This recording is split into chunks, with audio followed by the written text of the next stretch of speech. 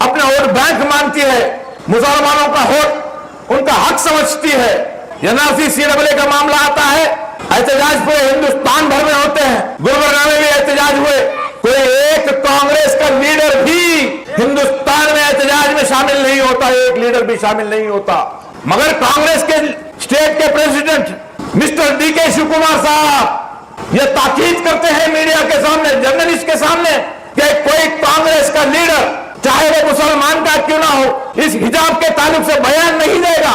हिजाब के खिलाफ आवाजें उठ रही हैं। आरएसएस की गंदी जहनियत हम मुसलमानों की बहनों को टारगेट कर रही है, स्कूल कॉलेजेस में जाने से रोक रही है। और कांग्रेस क्या कहती है कि खामोश हो जाओ, बात करने की जरूरत नहीं, मुसलमानों के ताइद में बात करने की जरूरत नहीं। हमने गलती की, एक घरेलू औरत को हमने वोट डाल करके असेंबली में भेजा, उसका खामियाजा हम भुगत रहे हैं। हमारी माएं और बहनें जेल जा रही हैं, उनको छुड़ाया गया। 165 लोगों को बगैर 1 रुपए फीस के यहां पर मौजूद हैं हमारे मदर एडवोकेट साहब, हमारे बड़े भाई। आसान मत लीजिए इलेक्शन को, आसान मत लीजिए, अपनी वोट की कीमत को कम मत आकिए। आप 500 में बिक जाओगे, 1000 में बिक जाओगे, 2000 में बिक जाओगे। ये 2000 आपको 5 साल शर्मिंदा करेगा। संतराशवाड़ी ये मेरे लिए कोई दूसरा मोहल्ला नहीं है। मेरे सियासी सफर की शुरुआत जब मैं एक सियासी जमात का जिले का सदर था, तकरीबन 10 से 12 साल मेरी ऑफिस यहां के सामने थी।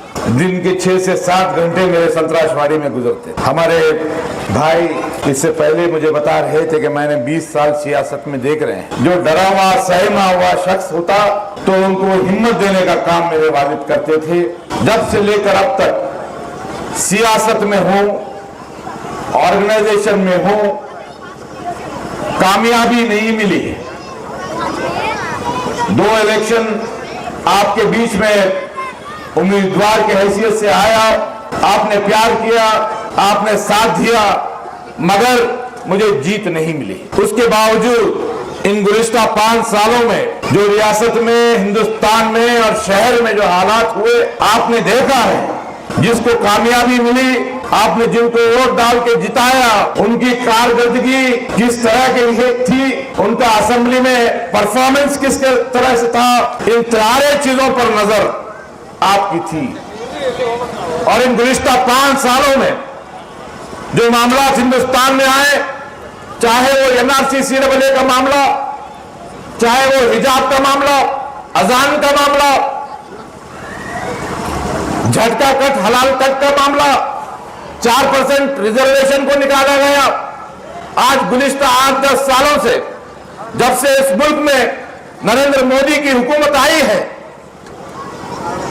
आप देख रहे हैं कि हिंदू मुस्लिम का खेल खेला जा रहा है। हिंदुओं को मुसलमानों से दूर करने का काम कर रहे हैं। मुसलमानों को इस मुल्क में सेकंड क्लास सिटीजन बनाने की साजिशें हो रही हैं। मुसलमान इस मुल्क में सेकंड क्लास सिटीजन है, इसे हमारे जहनों में डाला जा रहा है। हमारे नौजवानों को ये बताया जा रहा है कि तुम कमजोर हो, तुम पे जुल्म कर सकते हैं और आपको खामोश रहना है। और बड़े अफसोस के साथ, बड़ी जिम्मेदारी के साथ आपके बीच में कहना चाहता हूं, बताना चाहता हूं, 1 महीना 1.5 महीने गुजर जाने के बाद जब मामला गर्म हो जाता है, जब स्टेज के प्रोग्राम लगते हैं, तो जब कांग्रेस के जिम्मेदार, कांग्रेस के लीडर स्टेज पर आकर खड़े होकर तकारीर करते हैं, आपने देखा है। मैं सिर्फ आपको याद दिलाना चाहता हूं, हमारे कसीर तादाद में हमारी माएं और बहनें यहां पर बैठी हैं। ये हमारी माएं और बहनें हमारी शान है, हमारी इज्जत है, हमें नाज है इन पर, हमारे ताकत है ये लोग। इन्हीं की वजह से हम शान से बाहर निकलते हैं। ये वो औरत है जिसके कदमों में हमारी जन्नत है, हमारी मां के कदमों में हमारी जन्नत है। इनका मुकाम बहुत बड़ा है। ये बड़ी शान से आज प्रोग्राम में बैठे हैं, हिजाब पहनकर बैठे हैं, बड़ी शान से बैठे हैं। कोई रोका आपको हिजाब पहनने से? कोई नहीं रोकता हिजाब पहनने से। प्रोग्राम में जाने से मुझे हिजाब पहनकर कोई नहीं रोकता। मैं आपके बीच में कोई नई बात नहीं कर रहा हूं, आपको याद दिलाने के लिए आया हूं। अजान का मामला होता है, कांग्रेस का एक लीडर बयान नहीं लेता, एक लीडर अपने लब को नहीं खोलता। गुलबर्गा शहर के अंदर आज जुर्रत इतनी हो गई है, कोई जबरगी का कोई स्वामी महबस की हमारी मरकजी मस्जिद के बाहर आकर के ऐलान करके आता है कि हम वहां पर मरकजी मस्जिद महबस पर पहुंच करके हम जो है लाउड स्पीकर निकालेंगे और हनुमान चालीसा लगाएंगे। मैं आपसे पूछना चाहता हूं, इतनी जुर्रत आज हिंदुस्तान में हम मुसलमान यहां पर हमारे बैकवर्ड कम्युनिटी मोहन पार्टी ला करके स्टेज पे जुड़ जा रहे हैं, क्या वजह है कि वो जुड़ जा रहे हैं? आज हिंदुस्तान में गुलबर्गा शहर के अंदर हम भाइयों की तरह रहे हैं, हिंदू मुसलमान भाइयों की तरह रहे हैं, मगर अल्लाह की कसम हम भाई जरूर हैं मगर कमजोर नहीं है। तुम बड़े और हम छोटे नहीं हैं, तुम छोटे हम बड़े नहीं हैं, हम और आप बराबर के रहने वाले हैं। यह हमारी तरबियत है, यह हमारी सीख। जुर्रत इतनी हो गई कि तुम ऐलान करते हो कि हम आपकी मरकजी मस्जिद तक पहुंच जाएंगे। कौन पहुंचा वहां पर? कोई कांग्रेस का लीडर आपको नजर आया?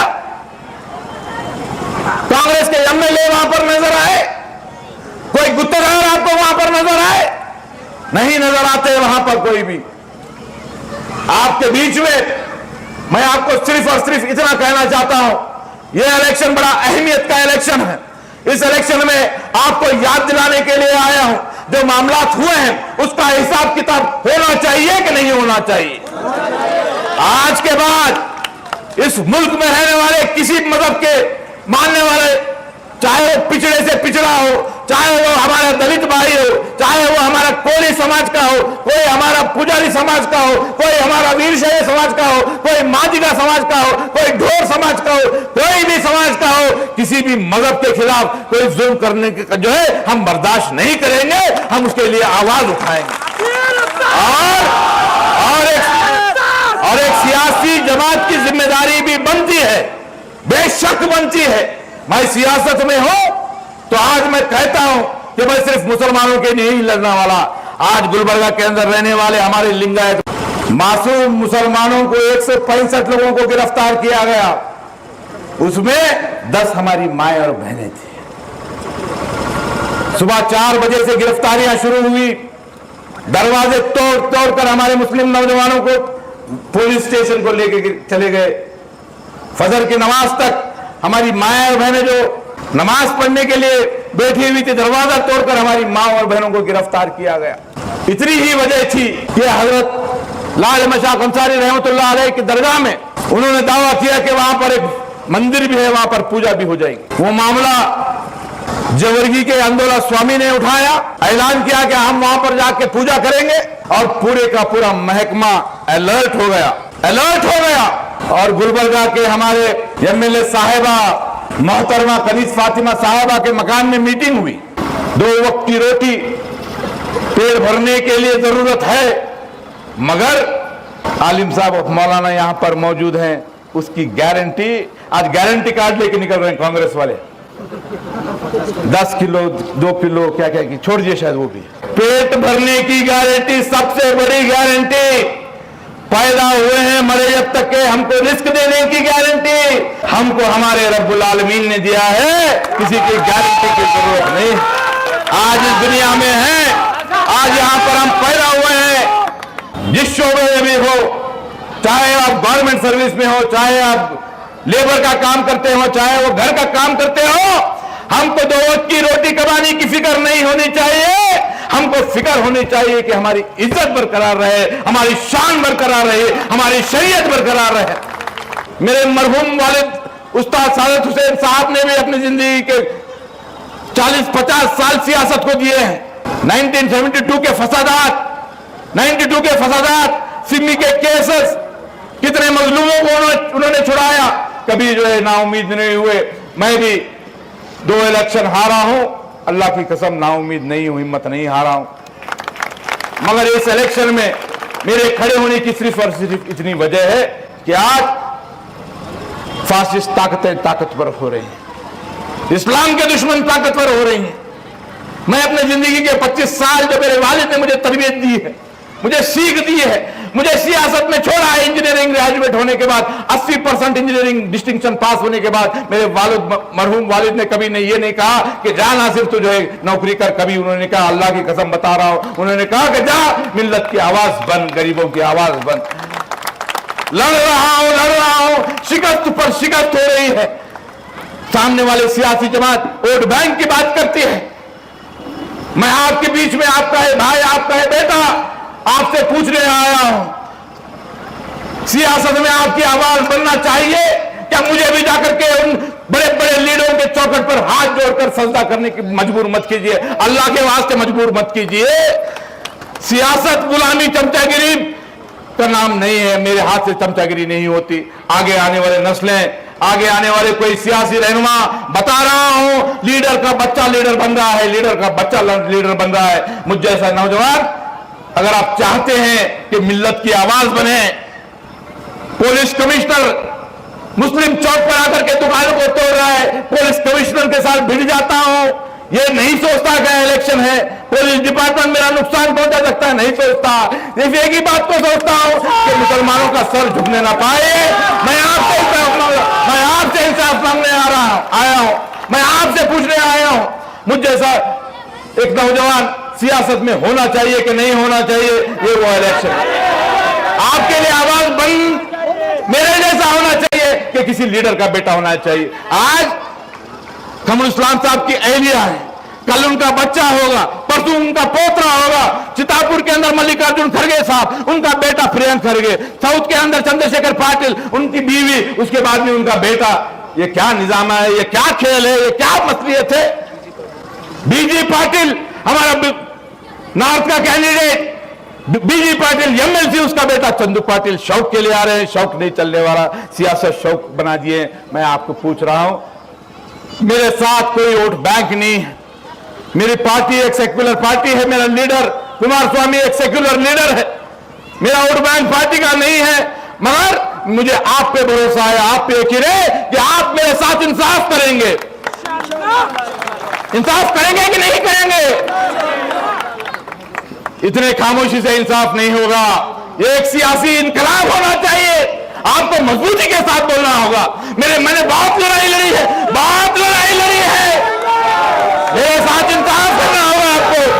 अल्लाह की कसम, जब तक जिंदा हो आपके लिए मर मिटने के लिए तैयार हो, आपको कमजोर नहीं देख सकता, आपके लिए लड़ता रहूंगा। मेरे साथ इंसाफ कीजिए, मिल्लत के साथ इंसाफ कीजिए, हिंदू मुस्लिम इत्तेहाद के साथ इंसाफ कीजिए। मैं आपसे सिर्फ इतना गुजारिश करता हूं कि मेरा सीरियल नंबर 3 है।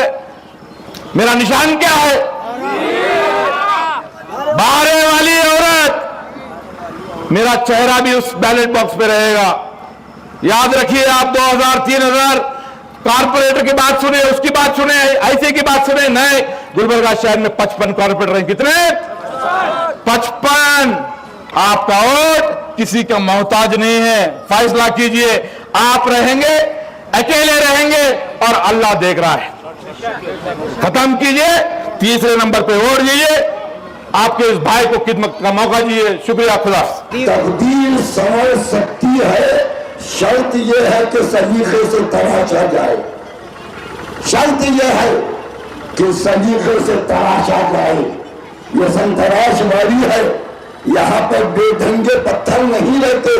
पत्थरों को तराश कर बेहतरीन खूबसूरत मूर्ति बनाया जाता है। खूबसूरत जो है हीरा बनाया जाता है। खूबसूरत काश्तकारी की जाती है। पत्थरों को डेकोरेट किया जाता है। यहाँ पर खूबसूरती का मामला है। अब एक जात पत्थरों में खूबसूरती पैदा की जाती है तो इंसान कितने खूबसूरत होंगे। करामत करते हैं। और खुदा की कसम, ये नासिर हुसैन उस्ताद साफ दिल, सच्चा, बेबाक, मजबूत है, इसलिए अवाम साथ है। अवाम साथ है। ये डबली पॉलिसी नहीं करता, ये मुनाफिकत नहीं करता। ये 2 मरतबा हारने के बावजूद तुम्हारे दरमियान तुम्हारे मसाइल लेकर आया है। तुम्हारे मसाइल लेकर आया है। 2 मरतबा हारने के बावजूद अगर नासिर हुसैन उस्ताद के अलावा कोई दूसरा होता तो अब तक अमेरिका या बेंगलुरु में सेटल हो गया होता। मगर ये नासिर है, इसके दिल में कौम का दर्द है, कौम का एहसास है। आज लोग बिक रहे हैं, पैसों के नाम पर बिक रहे हैं, मुनाफिकत कर रहे हैं, मगर फर्क नहीं पड़ेगा। वो तुझी मंतशा, वो तुझी मंतशा। अल्लाह जिसे इज्जत दे कोई जलील नहीं कर सकता, खुदा जिसे जलील करे कोई इज्जत नहीं दे सकता। आज जो मकबूलियत है हर हाशिए से, हर तंजीम से, हर जमात से, हर मजहब से आवाजें उठ रही है। गुलबर्गा का शुमार का खायद कौन? नासिर हुसैन उस्ताद। बेबाक लीडर कौन? नासिर हुसैन उस्ताद। जीतने वाला खायद कौन? नासिर हुसैन उस्ताद। तो आज ऐसे खायद के लिए मेरी माँ बहनों, मैं आपसे हाथ जोड़कर, चाहे वो हिंदू हो, मुस्लिम हो और किसी मजहब के हो, हाथ जोड़कर कहता हूँ कि इस बार गलती मत करना, वरना तुम्हारी औलाद तुम्हारे मुताल्लिक सोचेगी कि हमारे बड़ों ने क्या किया है।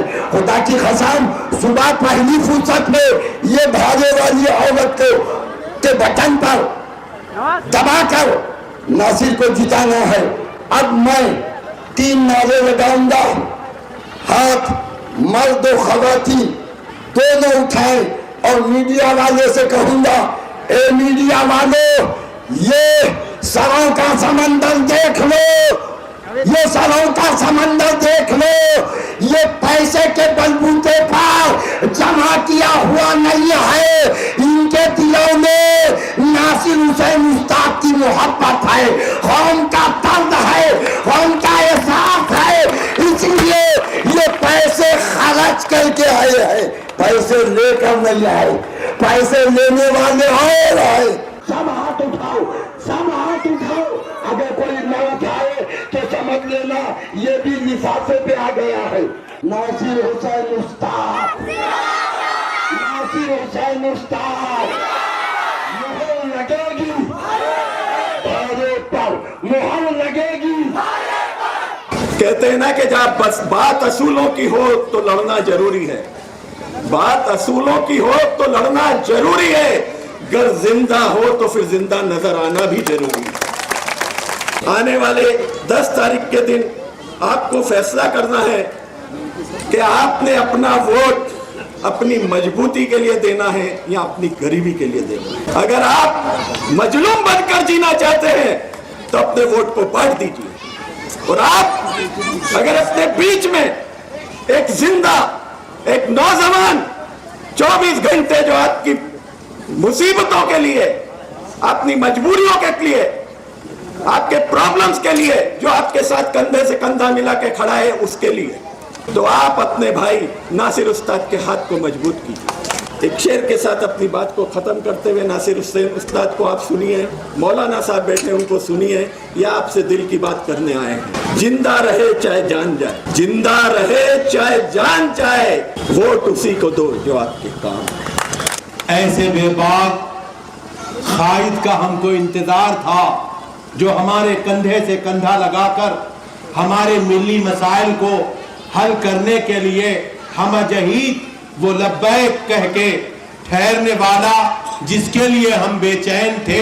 अल्लाह रब्बुल इज्जत ने इस हिंदुस्तान, इस भारत की धरती पर हुजूर गरीब नवाज रहमतुल्लाह ताला अलैह की इनायत से, बंदा नवाज की बंदा नवाजी से हमको एक बेहतरीन कायद जो नासिर हुसैन उस्ताद की शक्ल में हमको मिला है, हम इसको गनीमत जानते हुए अपना कीमती वोट ऐसे वैसे भाव में न बेचकर, ऐसी वैसी बातों में आकर अपने वोटों को जाया न करके, अपने वोट की अहमियत को समझते हुए नासिर हुसैन उस्ताद के हक में अगर हम वोट देंगे तो इंशाअल्लाह ताला अल्लाह की हमारे साथ भी हिमायत होगी और इनके साथ भी हिमायत होगी।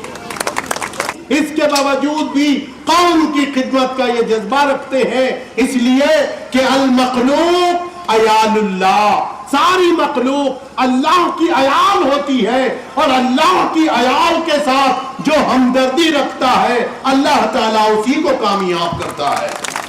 नासिर हुसैन उस्ताद हमारे दुखों को हमारे सुखों में बदल देने के लिए हम अजही तैयार रहेंगे।